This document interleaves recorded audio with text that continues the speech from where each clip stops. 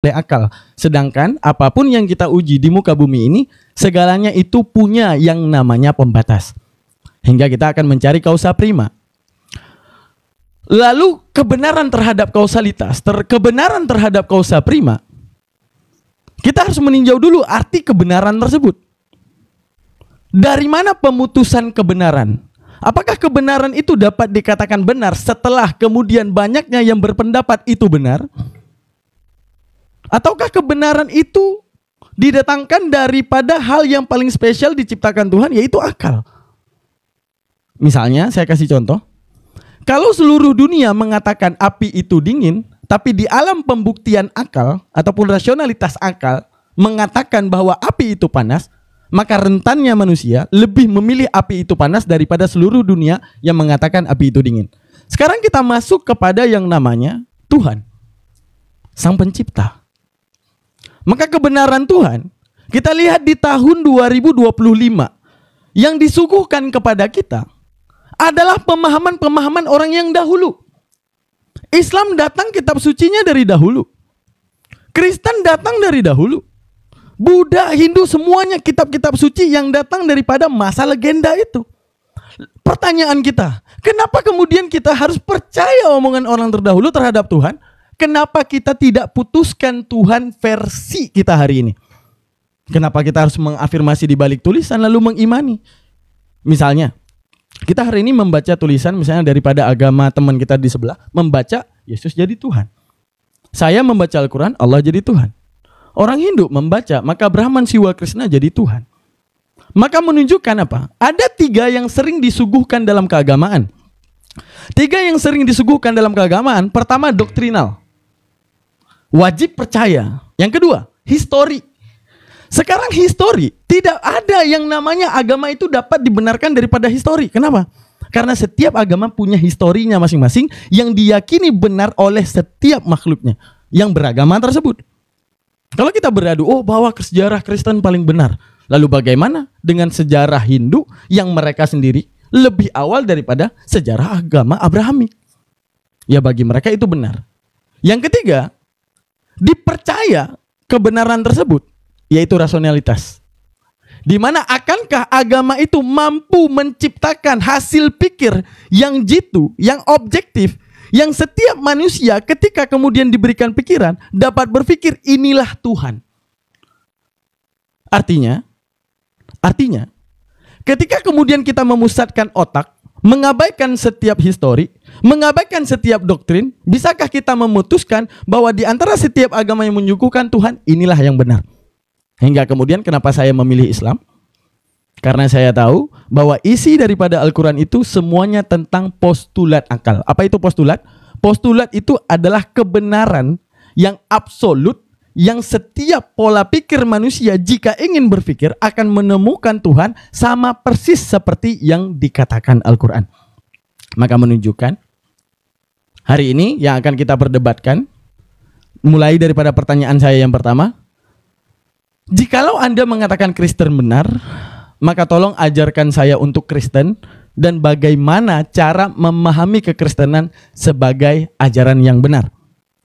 Sebelum saya memaparkan kenapa Islam itu menjadi agama yang benar. Dan saya ingin tahu dari arah mana Anda bisa meyakini bahwa Kristen ini benar-benar datang dari Tuhan yang mewartakan info terhadap dirinya dan tentang siapa dirinya. Silakan.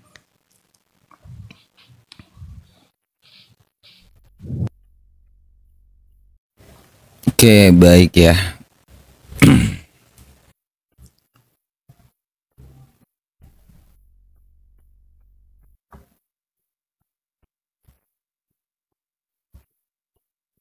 Ini kita thank you ya buat teman-teman yang udah support ya. Ini kita langsung mulai aja ya. Shalom buat teman-teman semua yang udah hadir, yang udah selalu tap-tap layar, yang udah nge-gift juga, yang udah share-share. Thank you buat teman-teman semua ya. Hari ini kita baru bergabung lagi untuk diskusi dengan teman-teman kita yang beragama Muslim. Dan hari ini karena kita juga belum ada temanya, tapi langsung udah ada fundamental Tuhan, nggak jadi masalah ya. Kita namanya juga diskusi ya. Dan saya kira tentang fundamental Tuhan ini kita akan mengajarkan segala sesuatu tentang yang namanya kebenaran ya, karena Tuhan itu pasti benar teman-teman semua. Tuhan itu kalau di dalam kekristenan jelas ya, orang Kristen itu percaya bahwa Tuhan itu tidak mendatangkan yang namanya kejahatan atau apapun yang bertentangan dengan nilai-nilai kebenaran. Tuhan itu pasti adil. Dan kenapa orang Kristen itu percaya bahwa Yesus itu adalah Tuhan dan Juru Selamat? Karena Yesus itu adalah jalan kebenaran dan hidup. Yohanes 3 ayat 16 ya, akulah jalan dan kebenaran dan hidup, barang siapa yang percaya kepadaku ia tidak akan binasa ya. Dan segala sesuatu itu pada mulanya itu bersama-sama dengan Yesus ya, firman ya, kita buka aja lah ya supaya teman-teman semua juga memahami dan mengerti ya kenapa orang Kristen itu percaya. Kenapa dalam kekristenan itu kita percaya dalam nama Bapa, Putra dan Roh Kudus.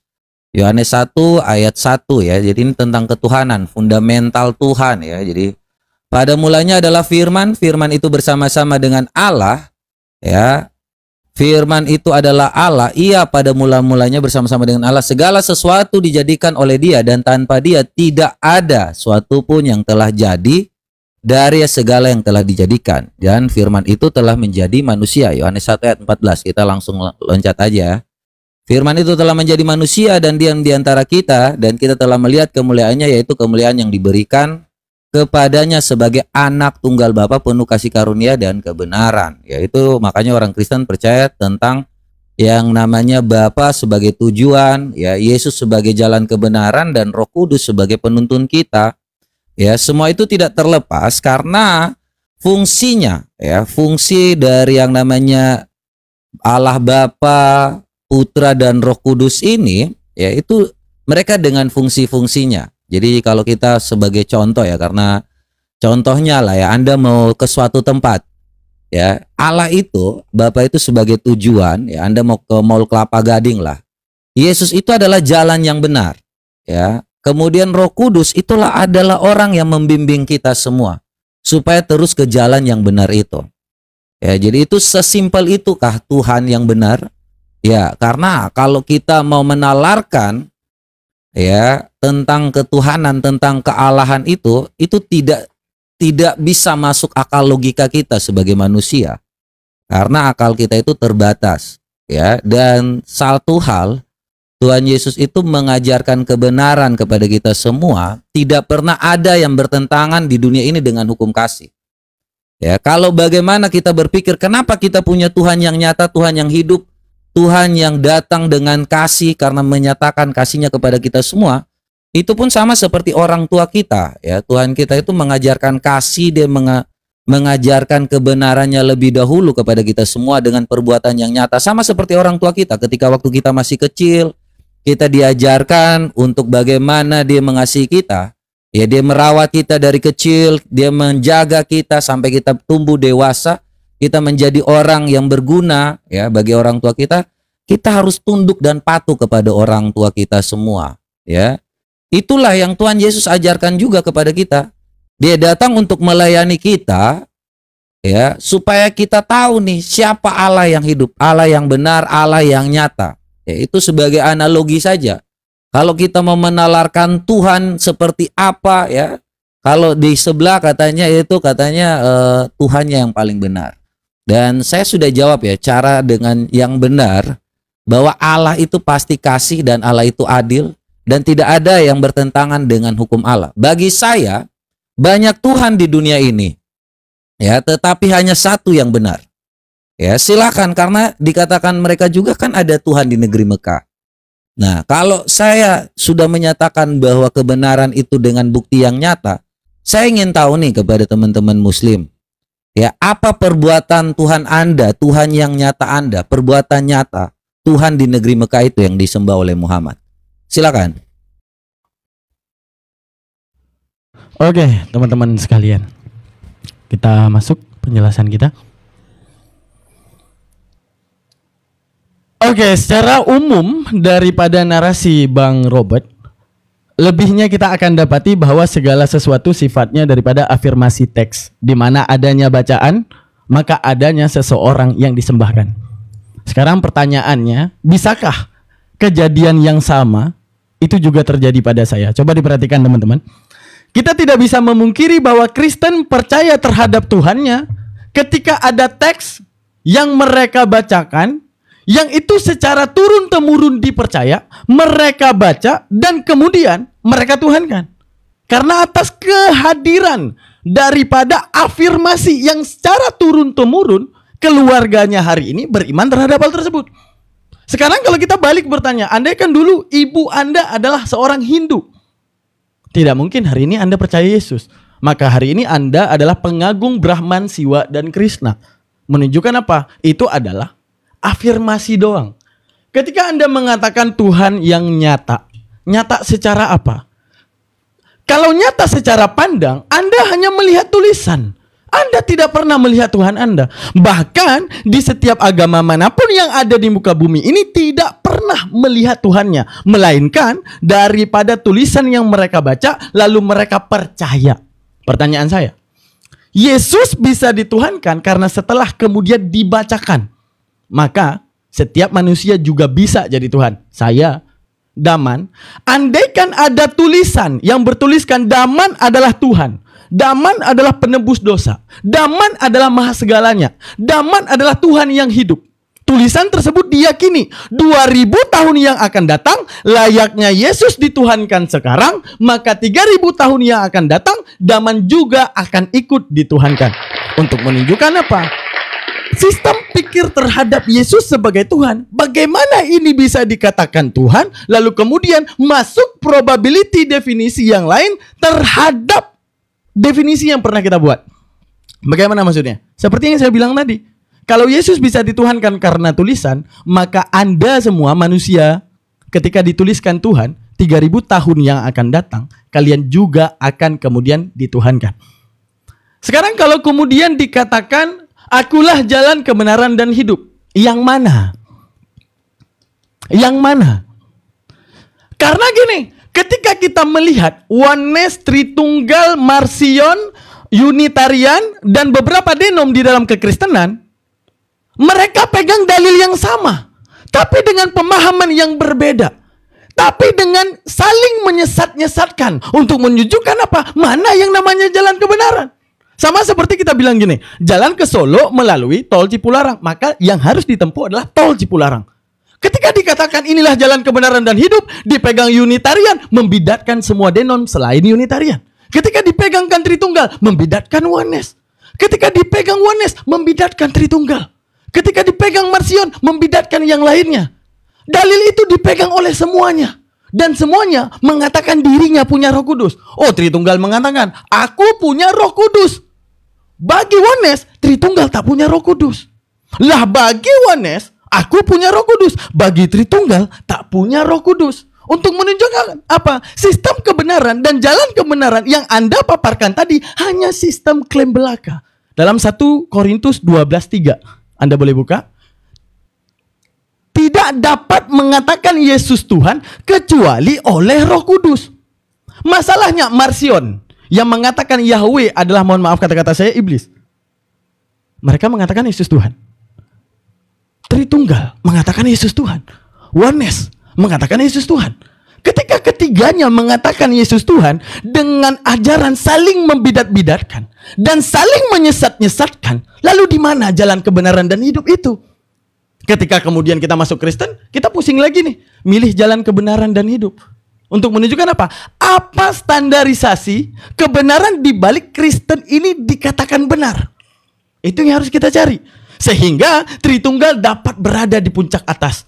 Ataupun oneness berada di puncak atas, ataupun Marcion berada di puncak atas. Kalau memang satu jalan kebenaran dan hidup. Kalau memang satu jalan kebenaran dan hidup, maka inilah yang menunjukkan apa? Pasti hanya ada satu penjabaran, pasti ada satu kesepakatan. Tapi faktanya, semua mengaku Yesus Tuhan, tapi semua juga ikut saling menyesatkan. Terima kasih, lanjutkan.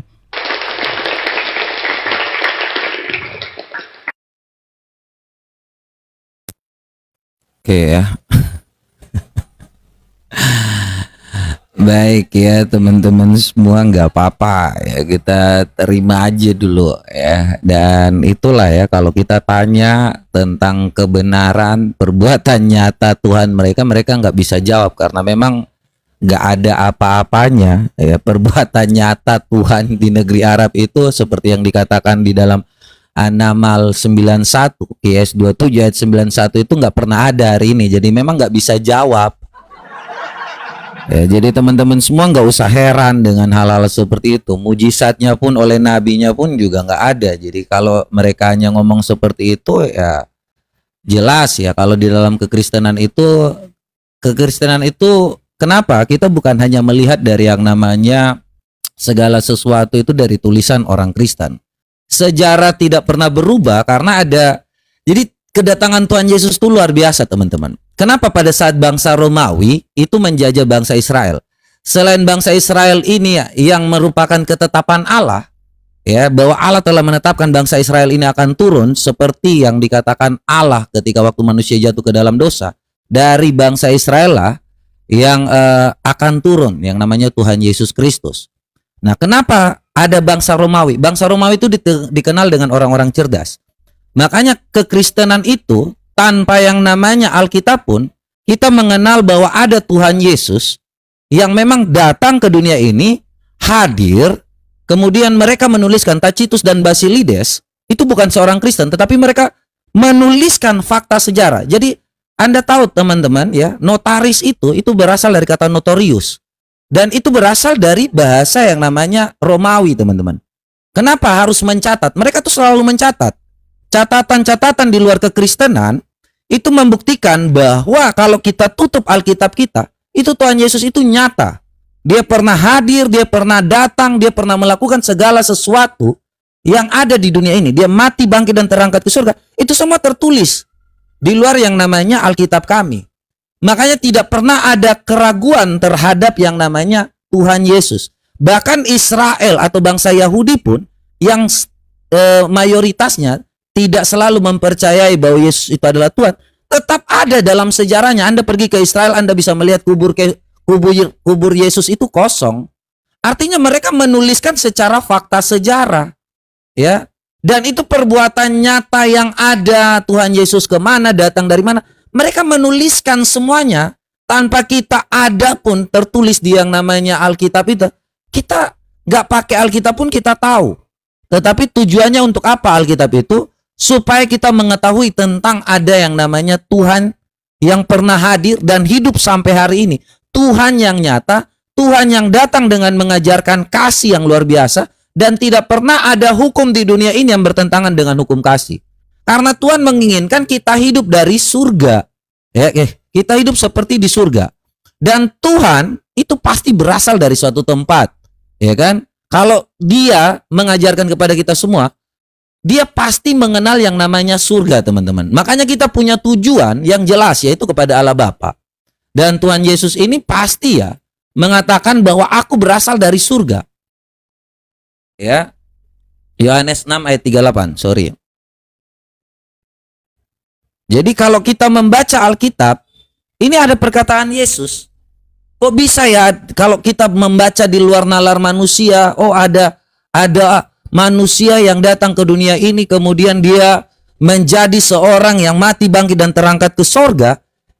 Kemudian diperkuat lagi dengan Alkitab. Karena apa? Sebab aku telah turun dari surga bukan untuk melakukan kehendakku, tetapi untuk melakukan kehendak Dia yang telah mengutus aku. Teman-teman muslim ini sering mengatakan bahwa mengutus aku ini, Yesus itu adalah utusan. Dan Yesus itu kalau dikatakan bahwa berasal dari surga, karena Dia mengenal tentang surga yang nyata. Karena Dia mau kita itu, jadilah kehendakmu di bumi seperti di surga. Dia mengajarkan tentang kerajaan surga yang tujuannya adalah bersatu dengan Allah dan tidak mungkin ada yang namanya kawin-kawin. Tuhan yang nyata mengajarkan perbuatan kasih yang nyata dan tidak pernah bertentangan dengan hukum manusia.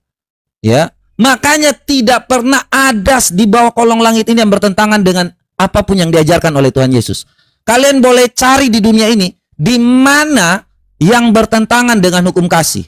Di bawah kolong langit ini tidak ada yang bertentangan dengan hukum kasih. Makanya sekali lagi kutanya, apa perbuatan nyata Allahmu seperti yang dikatakan dalam An-Naml 91 ya. Muhammad hanya diperintahkan menyembah Tuhan di negeri Mekah. Apa perbuatan nyatanya? Itu aja, silakan.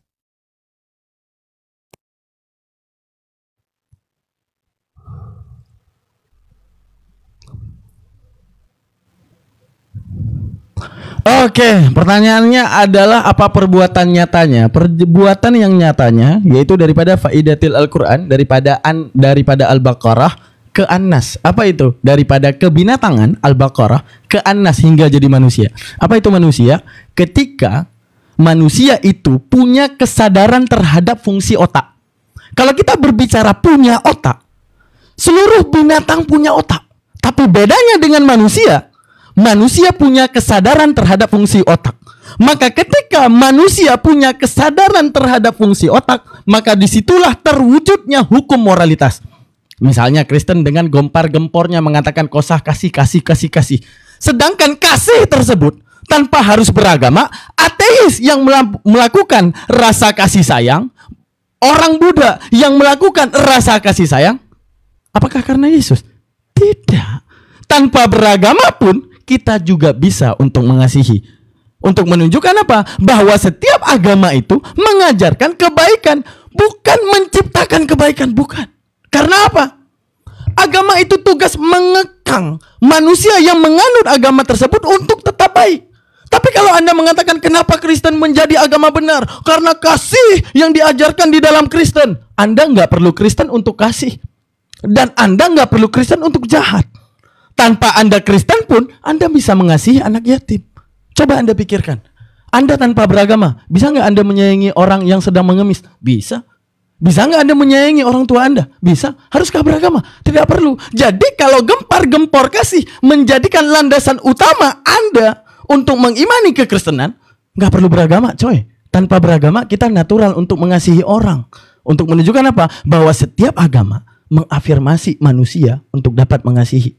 Dan jikalau agama mengajarkan keburukan, maka tidak akan ada penganut agama tersebut, melainkan daripada framingan-framingan daripada pembenci agama tersebut.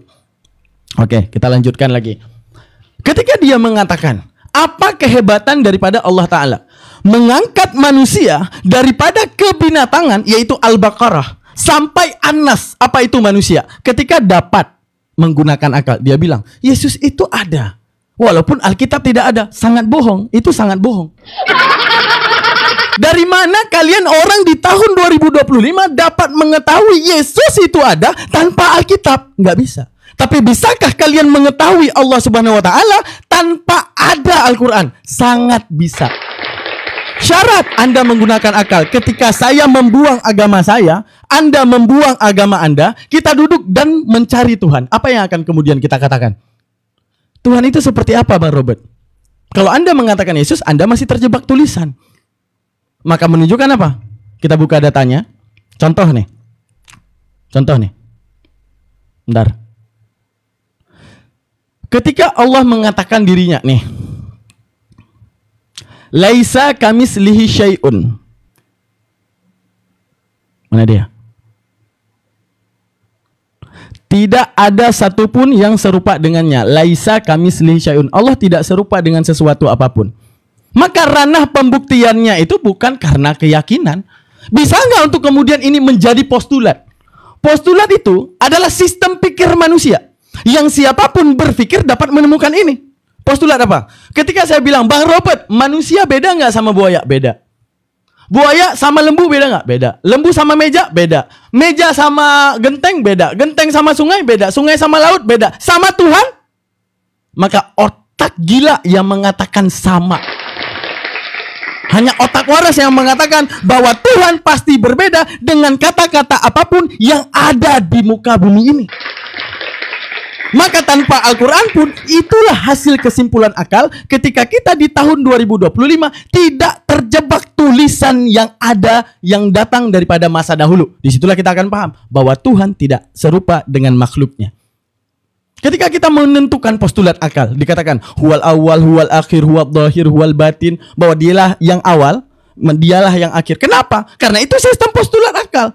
Ketika manusia mencari kausa prima, sang pencipta awal yang tak pernah diciptakan, maka jikalau ditemui yang namanya sang pencipta adanya kelahiran, maka kelahiran membatalkan arti maha awal. Ketika kemudian dia dikatakan kekal, maka kematian membatalkan arti kata kekal. Mau bagaimanapun narasinya, karena otak kita punya yang namanya diferensia. Kiri bukanlah kanan, atas bukanlah bawah, hidup bukanlah mati. Seperti itu. Lanjut. Baik ya. Jadi thank you ya. Ini agak feedback dikit. Oke, jadi teman-teman semua ya, itulah sejarah ya. Kita tuh tidak bertentangan dengan fakta sejarah. Jadi teman-teman semua ya, kekristenan itu tidak pernah yang bertentangan dengan fakta sejarah. Kalau dia ngomong tentang Tuhannya yang nyata, terus dia mengatakan bahwa kalau seandainya kita itu berpikir dengan akal, itu jadi ateis. Bagaimana kalian itu bisa ada di dunia ini, bisa banyak ya, tentu saja dengan yang namanya ancaman. Tapi kita bukakan dulu ya, inilah kasih yang nyata teman-teman semua. Tidak ada satu manusia pun yang mengajarkan seperti ini. Ini tentang manusia yang mengajarkan ini. Tidak pernah ada satu profesor pun yang akan berkata seperti ini. Karena ini memang ajaran dari Tuhan. Tetapi aku berkata kepadamu, kasihilah musuhmu dan berdoalah bagi mereka yang menganiaya kamu.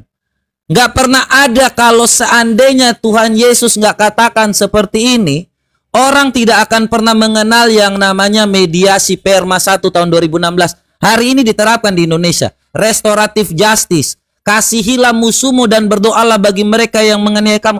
Indonesia saja mengadopsi ini loh. Perma 1 tahun 2016 ya. Anda baca sendiri. Kemudian restoratif justice. Kenapa di Indonesia itu ada yang namanya mediasi?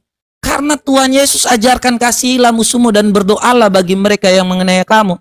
Kalau enggak kita hidup ini seperti binatang. Yang hebat akan menundukkan yang lemah. Yang namanya rantai makanan aja. Kalau seandainya nggak ada ajaran kasih. Makanya tidak pernah ada di dunia, di bawah kolong langit ini, yang bertentangan dengan ajaran kasih. Anda cari ada hukum nggak di dunia ini yang bertentangan dengan ajaran kasih? Tidak pernah ada. Ya, itulah bukti nyata selain dari tertulis dengan sejarah yang di luar Alkitab, bahwa ada Basilides Tacitus yang menuliskan tentang Yesus Kristus, karena pada saat itu bangsa Romawi dengan catatannya, itulah rencana Tuhan dalam hidup kita. Dia merencanakan sesuatu untuk masa depan yang lebih baik. Makanya hukumnya pun tidak ada yang bertentangan dengan hukum di masa depan. Dengan kawin sama anak bocil, dengan yang namanya keluar dari agama. Ini saya tunjukkan ya, satu hal yang mungkin Anda ya, umat Islam pun kenapa bisa banyak? Karena ini cara mereka teman-teman. Kalau Anda mengatakan bahwa seandainya ya, kenapa Islam itu bisa banyak? Karena ini Sunan Nasai 3992. Ya, kita langsung aja.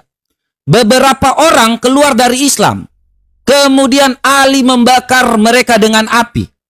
Ya, ini Ibnu Abbas berkata, seandainya saya, maka saya tidak akan membakar mereka. Rasulullah bersabda, janganlah menyiksa seorang dengan siksaan Allah.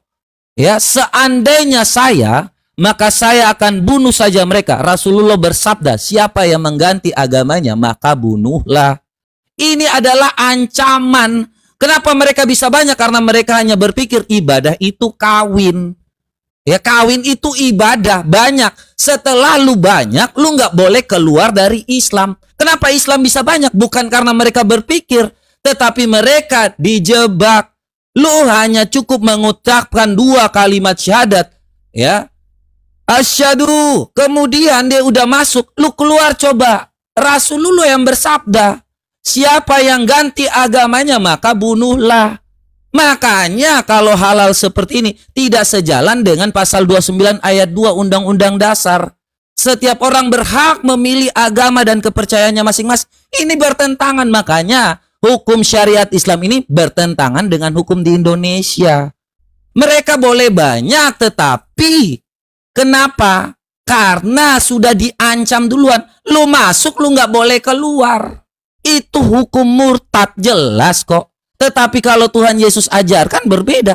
Aku berkata kepadamu, kasihilah musuhmu dan berdoalah bagi mereka yang mengenai kamu.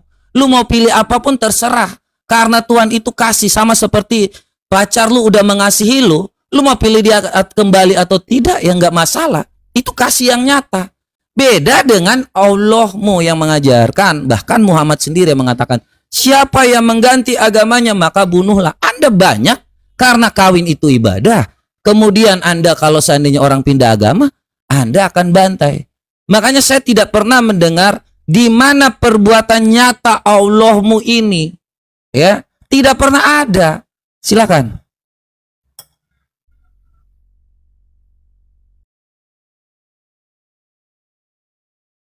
Oke teman-teman sekalian, sangat bullshit ya guys ya, mengatakan apa dikatakan bahwa kalau tanpa ada Tuhan Yesus mengembawa ajaran kasih, maka nggak ada orang yang dapat mengasihi. Itu bullshit. Hindu kagak baca Bible tapi saling sayang menyayangi. Buddha nggak usah baca Bible tapi saling sayang menyayangi. Bullshit kalau cuma karena Yesus. Orang tak beragama pun bisa menyayangi. Bullshit kalau karena Yesus. Nggak usah beragama dia, nggak usah baca Bible dia, hanya untuk menyayangi. Dia bilang, oh kasih banget, ajaran kami itu kasih banget. Siap, laksanakan bosku. Oke, kita kita baca ya teman-teman ya. Kita enak bacanya Matius 10:34 ya. Nah, jadi kan dibilang bahwa aku datang, doakanlah musuhmu, kan gitu. Kita tulis dulu Matius 10.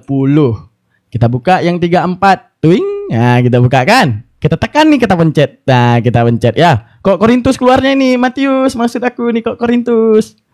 Nah, mana dia? 10:34. Ya. Nah, pertama-tama disambut dengan sesuatu yang sangat indah ya teman-teman ya. Kita baca. Wih, tinta merah nih, kirain tinta hijau tadi. Merah ya? Oh iya, merah ya teman-teman ya. Oke, kita baca ya bareng-bareng. Baca ini bukan menafsirkan. Jangan kamu menyangka bahwa aku datang untuk membawa damai. Pecah piring. Early game udah pecah piring. Early game udah pecah piring ya. Oke. Di atas bumi, di bumi. Aduh, di bumi. Nah, satu lagi. Aku datang bukan untuk membawa damai, melainkan bawa apa teman-teman? Kan nggak mungkin bawa nasi padang, bawa pedang dong. Nah, oke, mungkin gini kan teman-teman kita Kristen bilang ya. Bacanya satu perikop bang, baca satu perikop kita. Sebab aku datang untuk memisahkan orang dari ayahnya. Salah apa bapak gue ya Allah? Salah apa bapak gue? Siapa lagi? Anak perempuan dari ibunya. Salah apa tuh anak? Menantu perempuan dari mertuanya. Salah apa lagi tuh anak? Ya Allah. Ini gara-gara datang yang tinta merah ini nih, dipisah-pisahin nih. Oh, satu perikop bang. Kontek satu perikop. Anda nggak punya Roh Kudus? Oke, masuklah Roh Kudus. Oke. Dan musuh orang ialah orang-orang seisi rumahnya. Serumah coy. Serumah coy. Bang, jangan kayak gitu Bang Daman. Satu perikop. Oke, satu perikop ya, janji ya. Oke. Siap, satu perikop. Masih tinta merah ya. Oke. Barang siapa mengasihi bapak atau ibunya lebih daripadaku, ia tidak layak bagiku. Dan barang siapa mengasihi anaknya laki-laki atau perempuan lebih daripada aku, ia tidak layak bagiku. Tinta hijau kali ini ya. Tinta hijau ini. Bang Daman, baca satu perikop Bang Daman. Barang siapa tidak memikul salibnya dan mengikut aku, ia tidak layak bagiku. Wah, cara pikul salib gimana Bang Daman? Oh, cara pikul salib ternyata yaitu dengan cara di belakang, memisahkan anak daripada bapaknya, memisahkan bapak daripada anaknya, memisahkan menantu daripada cucu-cucunya dan semuanya. Sangat kasih ternyata teman-teman. Tinta hijau loh itu. Tinta hijau, kalian nggak boleh kayak gitu. Itu tadi tinta tinta hijau ya teman-teman. Tapi sebenarnya bukan itu yang saya mau kejar. Itu adalah keimanan dan sifatnya subjektif. Tapi yang saya mau kejar sebenarnya, tahu nggak teman-teman? Ketika menobatkan fakta teologi di balik sejarah itu nggak masuk akal. Karena fakta teologi di balik sejarah itu nggak menjadi fakta. Karena setiap agama, emang ada Hindu yang bilang sejarah gua salah, sejarah Kristen yang benar doang. Kagak ada Hindu kayak gitu. Karena bagi Hindu sejarah mereka benar. Dan sejarah Hindu lebih duluan daripada Yahudi, lebih duluan daripada Kristen, lebih duluan daripada Islam. Menunjukkan apa? Bahwa percaya sejarah di balik kebenaran Tuhan itu adalah cacat pikir. Karena setiap agama meyakini sejarahnya benar. Dan setiap sejarah keagamaan memiliki simpang siur dan cara berbeda dalam menemukan Tuhan. Untuk menunjukkan apa? Menemukan Tuhan tidak bisa menggunakan sejarah. Oke, silakan dilanjutkan. Baik ya, oke. Kita sudah dengar ya tadi terkait dengan dia menyatakan bahwa seandainya ya kalau orang tidak mengenal agama maka dia hanya mengenal kasih ya. Coba Anda kasih saya sumber dari agama lain yang menyatakan sama seperti yang saya katakan tadi dalam Matius 5 ayat 44. Karena Anda nggak ngerti agama lain ya. Sebaiknya agak feedback Dalma.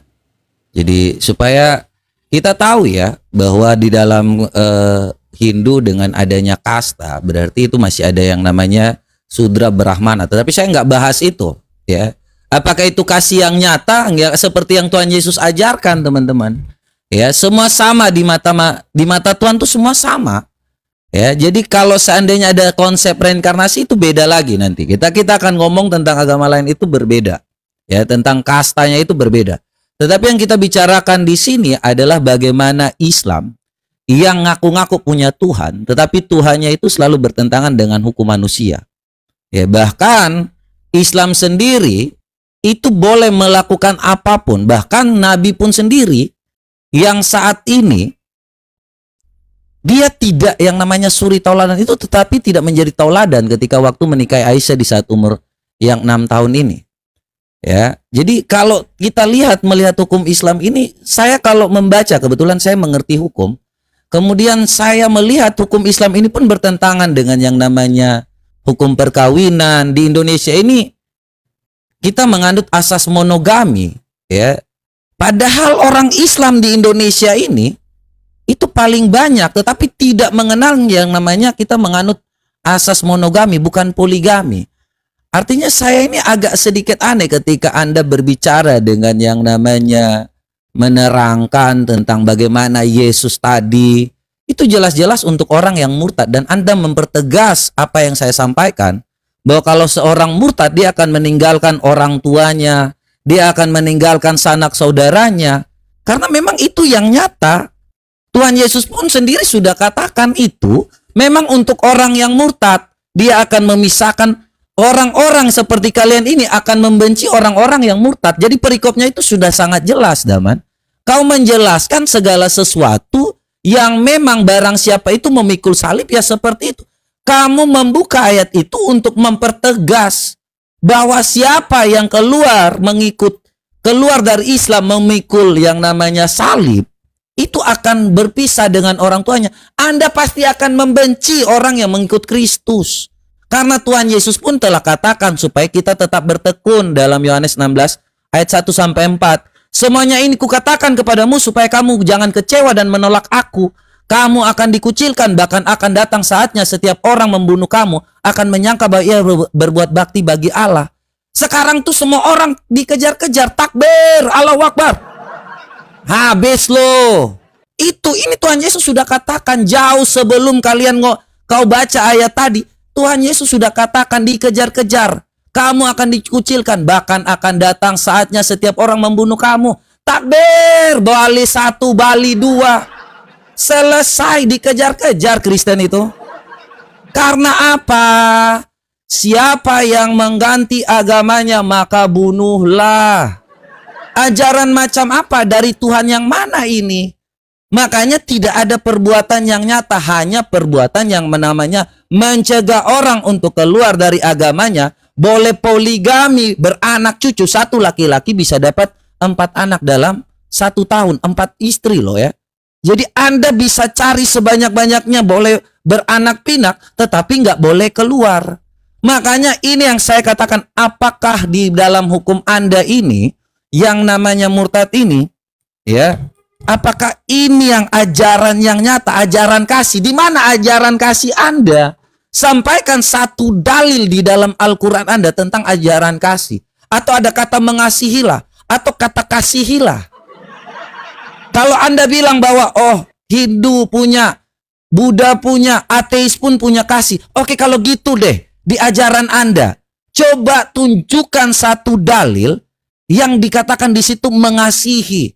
Ini adalah ajaran kasih, bukan Allah yang maha pengasih, maha penyayang. Itu konsep dari mana kalau hanya Allah yang maha mengasihi? Kalian tidak diajarkan yang namanya mengasihi. Di mana sebutkan satu dalil di dalam Quran yang diajarkan untuk saling mengasihi? Kalau memang Anda bilang seperti itu, silakan. Kalau tidak bertentangan dengan yang namanya firman Tuhan yang hidup. Oke. Silakan. Ntar saya buka data dulu.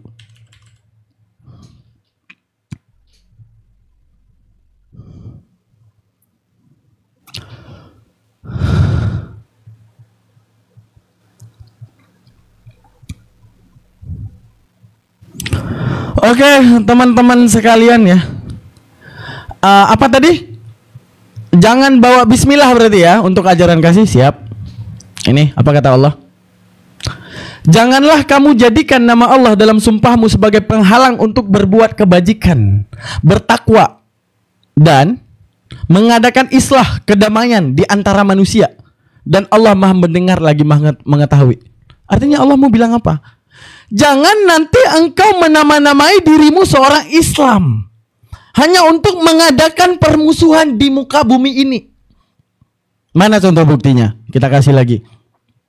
Surat yang dikirimkan oleh Nabi Muhammad kepada salah satu gereja. Apa isinya?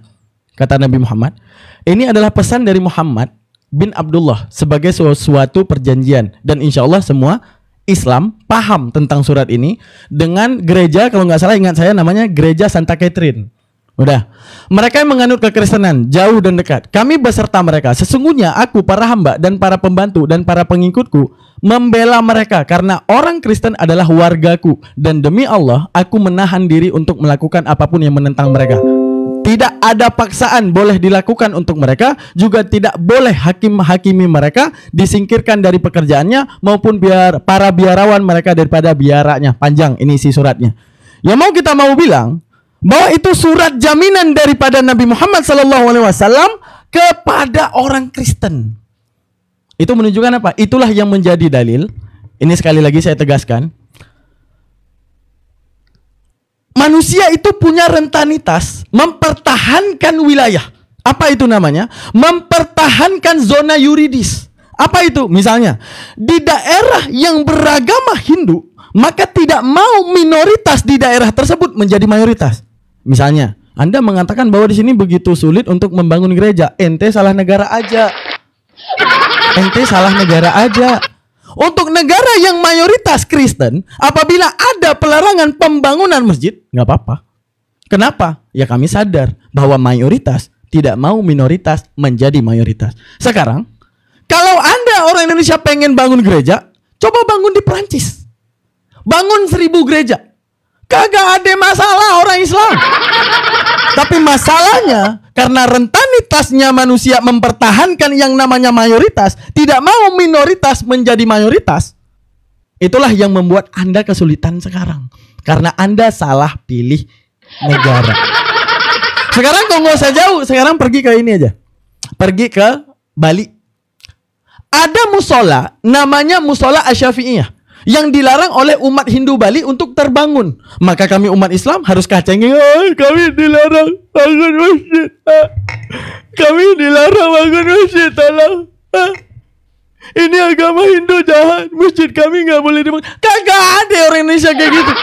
Kami sadar, oh itu mayoritasnya Hindu. Sekarang sekarang untuk mayoritasnya Islam, mereka mempertahankan mayoritas, wajar coy. Lu ke tempat yang mayoritas Buddha, lu bangun 1000 gereja, diusir lu juga. Nggak usah di Islam, nggak usah di Indonesia. Lu karena salah menempatkan negara aja. Sekarang dia tadi mengaitkan bahwa masalah pernikahan dengan Aisyah. Oke, siap. Sekarang gini, di era Rasulullah hidup, ya, masih ada kafir Quraisy. Apa itu kafir Quraisy? Yang kalau ketemu Rasulullah, mereka menghina Rasulullah. Yang kalau ketemu Rasulullah, mereka melempar batu Rasulullah. Kalau ketemu Rasulullah, mereka memaki Rasulullah. Masalahnya, ketika Rasulullah menikah dengan Aisyah, kagak ada satupun yang menggugat. Jadi lu siapa yang menggugat Rasulullah? Kafir Quraisy aja yang mensayembarakan kepala Rasulullah ketika Rasulullah menikah dengan Aisyah. Kagak ada. Kagak ada yang ini. Lu siapa? Sekarang kita melihat satu data, teman-teman. Lu sadar diri, Maria dibuat hamil sama Tuhan di umur berapa? Di umur 12 hingga 16 tahun. Gak sabaran banget nunggu dulu dong umur 20. Biar bocil gak hamil umur 12, umur 16. Biar bocilnya itu tunggu umur 25 ke umur 30. Gimana? Umur 12 ngempet banget mau lahir ke bumi daripada bocil yang berumur 12 hingga 16 tahun. Gimana sih ini? Nah, ini kalau kita berbicara bocil-bocilan, Tuhan bisa nunggu Maria berumur 30 tahun tapi Tuhan ngebet di umur 12 sampai 16 tahun. Kan aneh, teman-teman. Gitu guys, lanjutkan.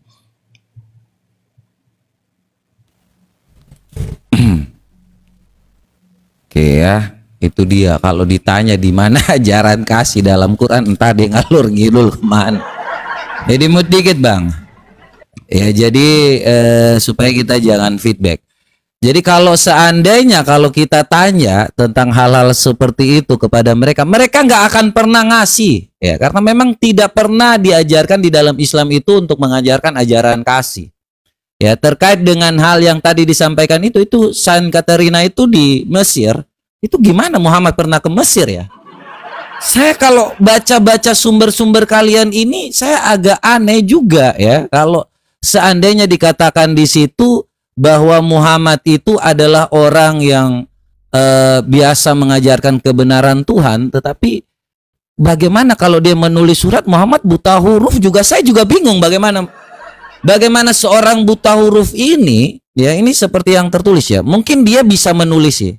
Tapi ya, ini teman-teman semua, Muhammad ini seorang yang cukup munafik. Ya. Dia mengaku dirinya itu adalah seorang Rasulullah. Tetapi karena dia seorang munafik pula, dia akan membantah dirinya sendiri itu adalah seorang rasul. Ya, makanya ini bukan dari ajaran yang benar. Kalau ajaran yang benar, ketetapan itu Allah itu ya dan amin. Sahih Bukhari 3920. Jadi ini ketika Muhammad mau masuk ke tanah Mekah, ya di situ orang-orang pagan Quraisy itu mau menerima, tetapi mereka dengan menulis selama 3 hari ketika kaum muslimin menulis surat perjanjian, tulis redaksi inilah ketetapan Rasulullah, ya kepada orang-orang Quraisy, ya orang Quraisy tidak mengakui bahwa Muhammad adalah Rasulullah. Jadi kalau Allah Quraisy ini Allah pagan ini adalah Muhammad, mereka tidak mengakuinya juga. Ya. Ini Muhammad ini dikatakan utusan dari Allah Tuhan negeri Mekah, teman-teman. Kami sama sekali tidak melarangmu, hanyalah engkau Muhammad bin Abdullah. Jadi ini Allah di negeri Mekah pun punya Rasulullah, ya. Makanya Muhammad di sini membantah. Jadi ini mulai negosiasi. Saya sekali lagi ya, engkau adalah Rasulullah, kami sama sekali tidak akan melarangmu. Jadi orang pagan Quraisy ini juga menunggu yang namanya utusan Allah dari batu-batu mereka. Ya kemudian Muhammad, ya kemudian beliau katakan kepada Ali, hapuslah redaksi Rasulullah. Ini masa Tuhannya orang Kristen itu nggak pernah seperti itu. Tuhannya bangsa Israel itu ya dan amin, teman-teman. Jadi nggak ada munafik-munafiknya ketika ada Rasul yang ini yang mengajarkan Islam ya. Ada Rasul yang tidak berani nih, ragu-ragu. Dia bilang hapuslah redaksi. Kemudian dia mengatakan di sini, mengambil secari kertas tersebut, menulis dengan baik. Inilah ketetapan Rasulullah bin Abdullah. Ya, jadi dia menghapus, teman-teman. Tidak pernah di dalam sejarah bangsa Israel Allah itu punya ketakutan, tetapi kita bisa mengetahui sendiri ya Allah mana yang benar, Allah yang hidup ini seperti apa ketika ya hal-hal ini terjadi kepada nabi yang satu ini, teman-teman. Kalau untuk negosiasi pergi ke tanah Mekah, dia boleh bilang oke, hapuslah ya. Hapuslah. Ini dia meminta, teman-teman. Tidak pernah ada nabi dari yang namanya Allah Abraham, Allah Ishak, Allah Yakub itu yang seperti ini. Ketetapan Tuhan itu ya dan amin. Tetapi hanya karena dia mau menyembah batu. Muhammad ini sebelumnya agamanya apa juga kita nggak tahu. Tetapi dia pasti agama Allah yang mana? Allah Tuhannya di negeri Mekah. Ya, ini kita bukakan ya.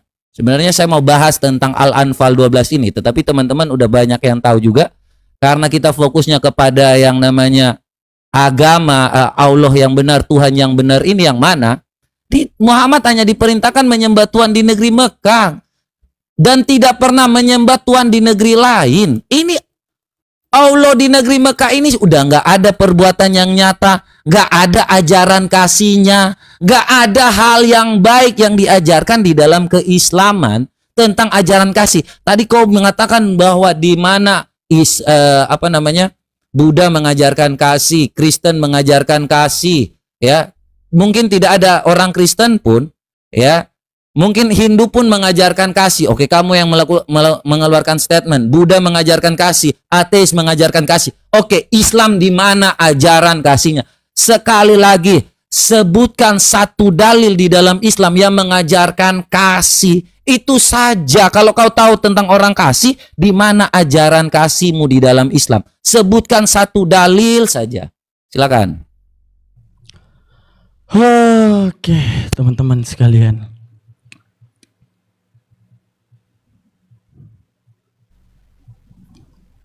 Oke, teman-teman sekalian, alhamdulillah summa alhamdulillah kita tidak oten ya, teman-teman ya, karena kita paham ya. Misalnya nih, ada gubernur Aceh nih ngomong, Jokowi, presiden kita Aceh adalah orang yang hebat. Itu Jokowi bukan presiden Indonesia, guys, presiden Aceh. Nah, itu pikiran Oten. Tapi kita paham bahwa itu kalimat khusus ketika gubernur Aceh lagi ngomong sama orang Aceh. Begitu juga ketika Nabi Muhammad mengatakan Tuhan negeri Mekah. Sama kayak tadi, Jokowi merupakan presiden kita Aceh yang harus kita hormati. Nah, saat itu pikiran Oten, oh berarti Jokowi bukan presiden Indonesia, presiden Aceh ya. Itu Oten. Itu Oten. Tapi kalau kita Indonesia bisa mencerna, oh ini maksudnya ya mungkin pada satu waktu lagi ngomong sama orang daerah tersebut. Oh, Nabi Muhammad lagi ngomong sama orang Quraisy dan saat itu adalah Mekah. Ya wajar Rasulullah ngomong kayak gitu. Sama seperti gubernur Aceh lagi ngomong tentang Presiden Jokowi. Presiden Jokowi, presiden kita Aceh yang harus kita hormati. Kita yang Islam, oh iya ya, Presiden Jokowi berarti presiden Indonesia. Kalau bagi Oten, oh kirain tadi Jokowi presiden Indonesia, ternyata presiden Aceh. Nah, itu masalahnya itu. Itu gede masalahnya itu. Gede banget tuh masalahnya. Oke, dia tanya masalah damai-damaian ya. Oke, masalah tadi udah kita bawa, emang bener-bener nggak disimak ya. Tadi janganlah kamu jadikan nama Allah, jangan bawa nama Allah untuk dalam sumpahmu, bersumpah nih demi nama Allah sebagai penghalang untuk berbuat kebaikan. Jangan bawa nama agama gue di balik sesuatu yang lu ingin melakukan kekufuran, melakukan pertentangan. Tapi apa? Bertakwa dan mengadakan islah. Islah itu apa? Kedamaian. Di mana? Di antara manusia. Kagak cukup kita bawa. Udah.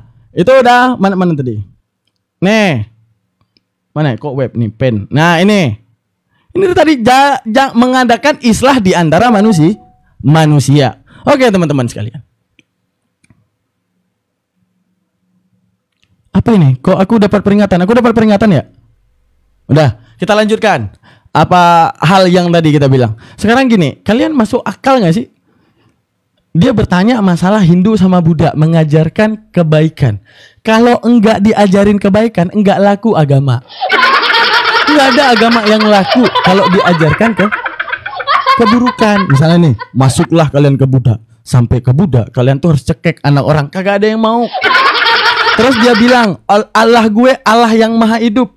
Dia kan jualan sesuatu yang gak laku. Allah gue sekarang hidup di surga. Lu gak usah jualan sesuatu yang gak laku. Artinya gak laku. Coba lu datang ke Hindu. Orang Hindu, kenapa? Allah gue ada di surga. Orang Hindunya, hah? Maksud lu di samping Brahmana Siwa Krishna gue? Lu datang ke Buddha nih, ngomong ke orang Buddha, Allah gue Allah yang hidup. Hidup di mana? Di surga. Maksud lo bareng Budanya gue? Kagak ada yang percaya. Itu dagangan gak laku, gak usah dibawa-bawa. Itu dagangan gak laku yang cuma agama lu aja yang paham. Agama lu aja yang mengiyakan. Lu ngomong ke Hindu, lu ngomong nih mas sempak gua gitu. Itu kalau lu ngomong ke Hindu tuh, wah Tuhan gua hidup nih, masa hidup? Di mana dia? Di surga. Kagak ada yang percaya, kagak ada yang percaya. Itu namanya lu ngedagang sesuatu yang gak laku gitu. Sekarang gini, dia bilang Nabi Muhammad menyembah batu. Mana? Kan gua udah bilang, gua udah kasih contoh kemarin. Lu ambil aja tuh Ka'bah, lu ambil aja tuh batu, lu pindahin ke Monas. Dalilnya fawalli wajhaka syatral Masjidil Haram. Yang disuruh hadap Masjidil Haram. Ini nih kebanyakan nyembah anak manusia nih. Dia bilang tadi lagi apa? Bahwa Nabi Muhammad munafik. Wah. Ini lebih munafik lagi. Tuhan maha tahu ya teman-teman ya. Amin dan iya ya. Tuhan itu maha tahu ya. Tapi Tuhan yang ngomong gini, tetapi tentang hari dan saat itu tidak seorang pun yang tahu. Malaikat-malaikat di sorga juga tidak. Anak pun tidak. Hanya Bapak sendiri. Nah katanya maha tahu. Masa cuti? Katanya 100% manusia, 100% Tuhan. Lah ketuhanan keilahiannya cuti guys. Ini maksudnya apa nih? Katanya Tuhan tahu segalanya. Tapi ditanyain hari kiamat kagak tahu. Maha segalanya itu di mana? Ngeprank maksudnya. Ini ngeprank. Ini maksudnya ini ngeprank apa gimana? Ini ngeprank nih maksudnya nih. Ngeprank atau lagi cuti ini, keilahian 100% lagi cuti ini. Oke, lanjutkan. Oke ya, jadi ini nanti kita kayaknya diskusinya nggak berkembang sih. Jadi ini saya jawab, setelah itu kita langsung kesimpulan aja ya. Gitu ya? Apa mau gimana? Boleh. Gimana nyamannya aja. Aman. Lanjut. Oke, baik ya. Jadi kalau saya udah bertanya, ini di mute dulu Darman, supaya kita nggak feedback. Jadi kalau ditanya mutar-mutar ke situ, jadi jelas ya teman-teman semua. Yang pastinya Tuhan itu menurunkan segala sesuatu itu karena ibi societas ibi jus ya. Itu arti dalam bahasa hukumnya, semua manusia itu pasti di mana ada manusia di situ ada hukum ya. Jadi kenapa Tuhan itu pasti dengan yang namanya hukum. Tuhan itu pasti adil, dan Tuhan itu selain dia adil dia juga kasih teman-teman. Makanya manusia itu pasti dengan hukumnya dia terus berkembang. Nah maka kalau seandainya ada yang bertentangan dengan hukum Tuhan, berarti itu bukan dari Tuhan, teman-teman. Apa yang saya sampaikan ini membuktikan bahwa kalau pertanyaan saya tentang ajaran kasih kepada umat muslim, ini tidak ada di dalam keislaman itu. Tidak pernah ada ajaran kasih di dalam keislaman. Anda buka At-Taubah, surat At-Taubah itu surat perang. Makanya selalu dengan yang kata-katanya itu perang. Kalau Tuhan di negeri Mekah itu ngajarinnya perang. Gak pernah ada lagi kata-kata lain. Makanya kalau you keluar dari agama yang seperti ini, lu akan mati. Itulah sistem penyebaran Islam saat ini. Ya. Karena tidak pernah ada, kalau Anda tunjukkan tadi satu dalil pun, tidak ada ajaran kasihnya. Makanya kita mempunyai kesimpulan seperti itulah ajaran Islam. Ajaran yang mengajarkan siapa yang keluar dari agama maka bunuhlah. Anda hanya cukup mengucapkan 2 kalimat syahadat saja, Anda sudah menjadi seorang Islam tanpa mengetahui apa sih isi Al-Qur'annya, apa sih yang diajarkan oleh nabinya. Cukup syaratnya mengucapkan 2 kalimat syahadat. Tidak perlu lagi Anda belajar, makanya tidak pernah ada ajaran di dalam keislaman. Semua orang Islam di seluruh dunia, di mana ada yang namanya ajaran kasih di dalam Islam. Saya tantang semua. Di mana ada ajaran kasih, kasih satu dalil di dalam Al-Quran mengajarkan kasih. Makanya kalau semua Islam itu ditanya di mana ajaran kasihnya, tidak tahu. Karena setelah dicari tahu pun, semua orang Islam tidak tahu membaca Quran untuk dimengerti, tetapi dihafalkan. Itu bedanya Tuhan kita memberikan kita kitab, itu berasal dari Tuhan karena kita ingin tahu nih, Tuhan supaya ingin tahu kita ini belajar dari Tuhan yang benar. Tuhan ingin supaya kita belajar apa sih yang diinginkan Tuhan dalam hidup kita. Bukan kita menghafal. Terpujilah nama Tuhan karena kita membaca dan mengerti. Bukan dengan menghafal, teman-teman. Bersyukur saya jadi seorang Kristen, saya mengenal kasih yang luar biasa karena saya membaca dan mengerti. Bukan dengan menghafal. Makanya masuk Kristen pun tidak jadi orang yang tidak belajar. Yang hanya masuk-masuk aja, tidak. Tetapi harus dengan katekisasi 6 bulan, pemuritan. Makanya Kristen itu berkualitas. Jadi sampai hari ini pun kita tidak diajarkan untuk yang namanya saling membunuh. Kasih, kasih, dan kasih. Ya, kalau ada orang menghina agama kita, kita nggak perlu menghina. Ngapain? Tuhan kita bukan datang untuk bela Tuhan. Karena Tuhan kita, Tuhan yang hidup, Tuhan yang nyata. Ngapain kita belain Tuhan kita? Ya, Tuhan sudah mengatakan, kasihilah musuhmu dan berdoalah bagi mereka yang menganiaya kamu. Itu sudah fix dari Tuhan yang benar. Karena di surga nggak ada peperangan, teman-teman semua. Ya, kita saling mengasihi seperti satu keluarga. Nggak ada kawin-mawin, teman-teman. Jadi percayalah, teman-teman semua, ini yang saya sampaikan karena orang Kristen belajar dari yang namanya kasih yang nyata, Tuhan yang benar, Tuhan yang hidup, Tuhan yang benar-benar menyatakan kasihnya dengan perbuatan yang nyata, yang mengajarkan kita dengan kasih Allah yang benar. Bukan Tuhan yang mengajarkan kita untuk berperang. Inilah perbedaan Tuhan yang nyata dan Tuhan yang palsu. Ya, saya kira itu saja jawabannya. Saya tidak lagi banyak bicara karena memang dia tidak menimbulkan yang namanya ayat baru lagi yang ada ajaran kasihnya. Silakan. Ini penutup ya, kesimpulan ya.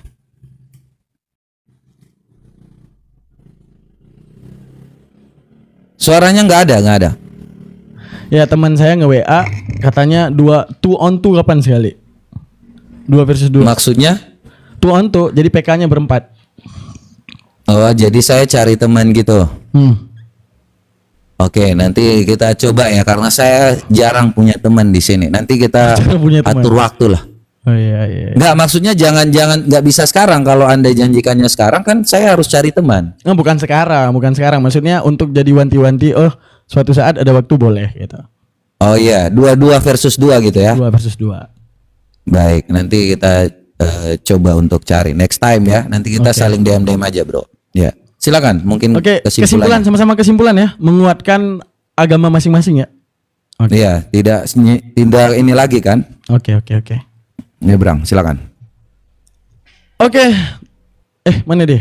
Oke, teman-teman sekalian. Oke, dari tadi saya nggak akan jawab. Kalau seandainya percuma saya jawab, dia nggak akan pernah mau menerima jawabannya. Karena dari tadi kita udah kasih ayat jelas-jelas, jangan engkau bawa namaku dalam sumpahmu untuk menciptakan permusuhan. Maka ciptakanlah kedamaian. Ciptakanlah coy. Pokoknya dia nggak mau itu. Yang kedua, kalian ingat nggak masalah dalil hadis yang dia bawa? Bukan saya nggak punya jawaban, tapi saya nggak berhak menjawab untuk dia paham. Tapi karena ini kesimpulan, saya jawab untuk kalian. Di era Rasulullah itu masih era perang, teman-teman. Masih era perang, di mana orang yang murtad daripada ajaran Rasulullah berpotensi membocorkan rahasia peperangan Islam. Jadi wajar nggak untuk ada tindakan hal tersebut? Wajar ya, itulah Islam, semua terjawab. Jadi itu hadis Rasulullah itu ada hadis yang sifatnya itu dawam selamanya dan sifatnya pada satu waktu doang. Pada satu waktu, pada saat itu adalah era gempar-gempornya orang menyerang Islam. Maka saat itu diwanti-wanti, kalau orang udah masuk Islam haram keluar. Kenapa? Karena kalau dia keluar, dia berada di pihak musuh, maka dia membocorkan segala metode perang yang ada di Islam. Makanya ada hadis yang seperti itu, dan sifat hadis tersebut hanya berlaku pada saat itu. Itu yang kalian harus tahu daripada hadis tersebut. Selanjutnya, kesimpulan yang akan saya ambil, kita akan merujuk kepada ayat ini. Ini sistem pikir. Mana dia? Taruh mana dia? Al-Baqarah ayat 140. Kebetulan saya hafal. Am taqulu anna Ibrahim wa Ismaila wa Ishaqa wa Yaquba wa asbataqanu Hudan aw Nasara. Apa dikatakan? Apakah kamu mengira bahwa Ismail, Ishak dan Yakub itu beragama Yahudi Nasrani? Allah mengatakan, "Qul afata'lamuna amillah." Katakan kepada mereka itu, adakah yang lebih mengetahui kejadian yang ada di muka bumi ini selain Allah? Itu ingin ngasih tahu kita bahwa tanpa ada informasi daripada Tuhan, tanpa akan kita tahu apa yang terjadi penyelewengan di belakang. Bahwa oh kalian udah terlanjur mengimani sesuatu yang dicatatkan oleh tangan jahil manusia. Contoh, kita melihat nabi-nabi kita begitu mulia. Lot dalam ajaran kita adalah seorang rasul yang tak pernah berzina dengan kedua anaknya. Makanya fungsinya datang Al-Quran untuk menceritakan kembali bahwa Lut itu adalah fitnahan daripada tangan jahil mereka. Coba baca di kitab mereka. Selanjutnya kita melihat, adakah Daud yang membunuh orang Palestina 200 orang hanya mengambil kulit nonot? Nggak ada. Di kitab kita menuliskan bahwa Nabi Daud adalah rasul yang mulia. Jadi fungsi daripada datang Al-Quran ini adalah menceritakan kembali orang-orang yang mulia yang ada di belakang. Lalu postulat daripada kebenaran Islam itu yaitu tentang Tuhannya, di mana Tuhan tidak pernah diawali yaitu dengan kelahiran, karena kita punya yang namanya akal.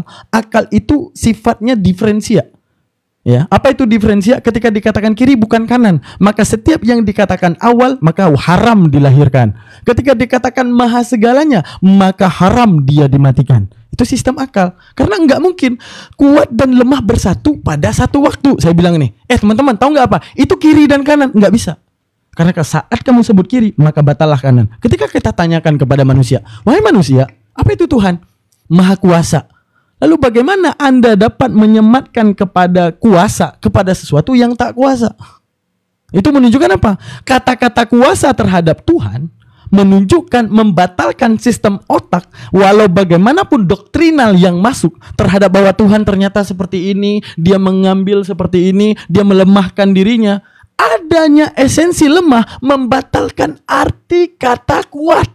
Karena saat kamu katakan kuat, maka batallah kata lemah. Maka saat kamu katakan lemah, maka batallah kata kuat. Itu untuk menunjukkan apa? Itu sistem pikir.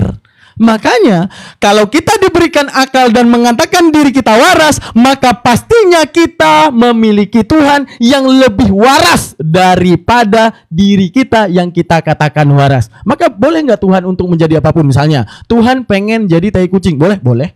Syarat kita nggak boleh punya akal. Tapi kalau kita punya akal, maka kita akan menanyakan, wahai Tuhan, kenapa engkau menjadi ini? Sedangkan dirimu di dalam otakku maha kuat.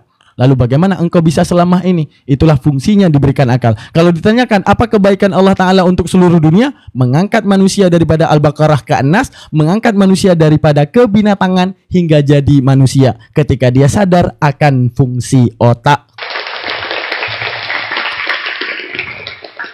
Silakan.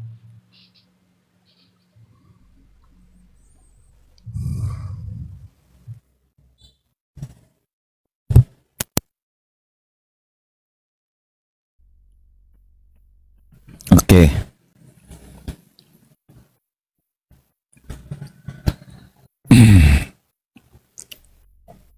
Ini udah mulai dulu ya.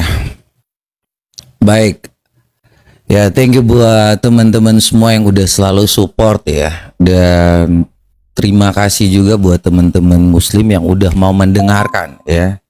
Jadi buat teman-teman semua yang Kristen, karena ini kesimpulan ya. Kita bangga dengan kita jadi orang Kristen tuh, kita bangga teman-teman ya, membaca segala sesuatu yang ada dalam kitab kita mengerti maksud Tuhan dalam hidup kita. Sekali lagi ya, saya ini bangga jadi anak Allah karena kita disebut sebagai anak ya. Kita, Tuhan inginkan supaya jadi pintar, jadi manusia yang berkualitas, makanya berpikir tentang hidup yang baik ya. Kita bukan dijadikan sebagai seorang budak yang lu kalau baca lu mengerti, Kalau budak itu nggak boleh pintar, teman-teman. Kita bangga karena kita jadi anak Allah.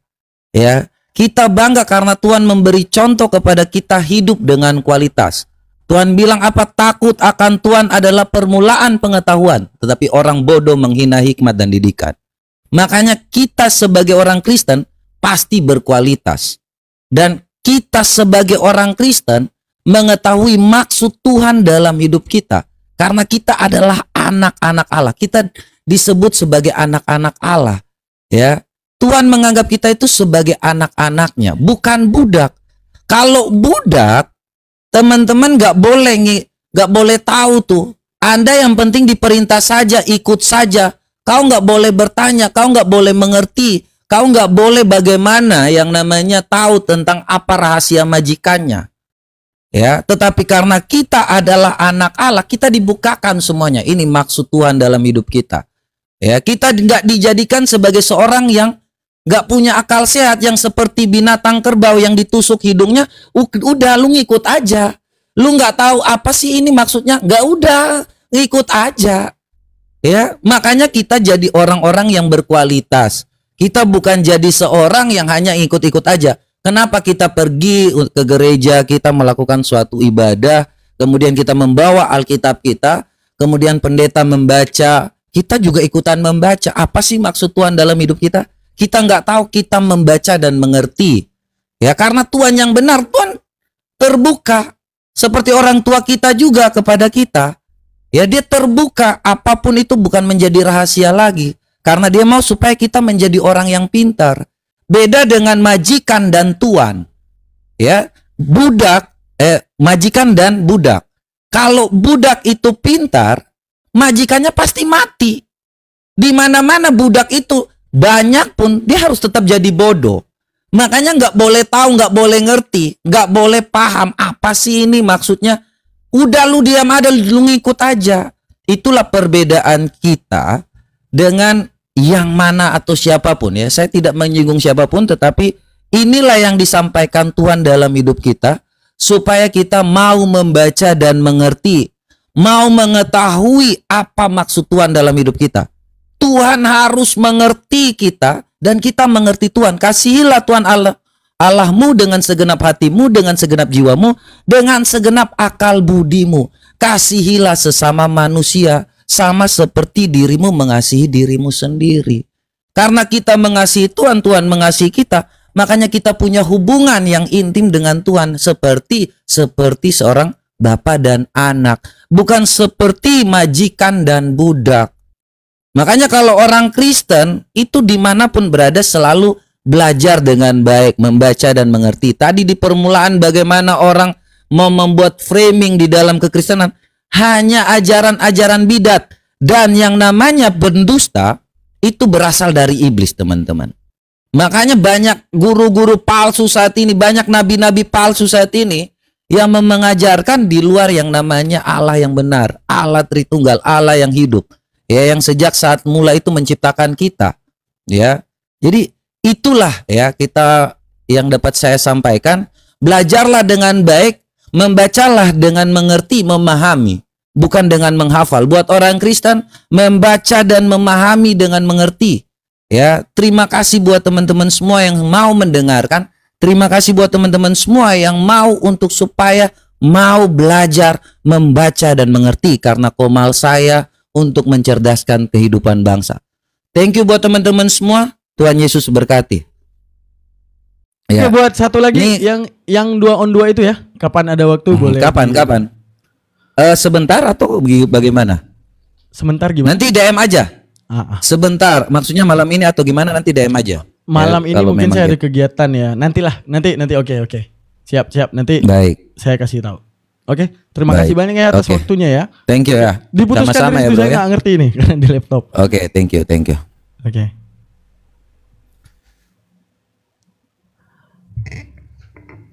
Ada teman-teman sekalian, gitu ya guys ya. Tadi kita bukan budak. Budak itu mereka mau bawa ke ini abdun, hamba kan gitu ya. Karena kita di Islam kan disebut hamba ya. Iya, kan kita di Islam disebut hamba ya. Mudah itu, tinggal buka ini. Kalau tadi lanjut, ku bantai lagi dengan R3:13. Oke. Nih. Ini memuliakan hambanya yaitu Leman mungkin ya. Leman mungkin ya. Itu tulisannya apa? Leman. Itu apa tuh namanya? Leman apa atau apa tuh? Itu apa namanya? Leman. Yang tertulis apa kira-kira teman-teman? Itu apa yang tertulis? Leman ya. Iya, itu Leman ya yang tertulis ya, Leman ya. Ya. Allah Abraham, Ishak dan Yakub, Allah nenek moyang kita telah memuliakan hambanya yaitu Leman ya. Leman ya. Leman mungkin. Tulisannya Leman. Wak Leman. Itu Wak Leman ya. Yang kalian lihat di layar itu enggak ada itu enggak ada. Itu Wak Leman ya. Teman-teman sekalian ya. Karena apa enggak terguncang guys. Yang saya kasih itu ilmu filsafat kepada dia. Bahwa setiap agama itu enggak bisa dibenarkan dari sejarah. Karena setiap agama itu punya sejarahnya. Dan dia jualan sesuatu yang enggak laku. Mana jualan yang enggak laku? Tuhan kami, Tuhan yang hidup. Hidup di mana? Di surga. Nggak usah ngomong ke Islam, ke Hindu lu ngomong. Ketika lu ngomong ke Hindu, lu ngomong apa? Nggak usah, lu ngomong ke Buddha deh. Tuhan kami, Tuhan yang hidup sekarang di surga sebelah kanan. Lu ngomong apa? Itu namanya dagangan nggak laku. Dagangan yang laku aja gitu. Terus kita bilang Buddha, kita bangga jadi Buddha Tuhan kan?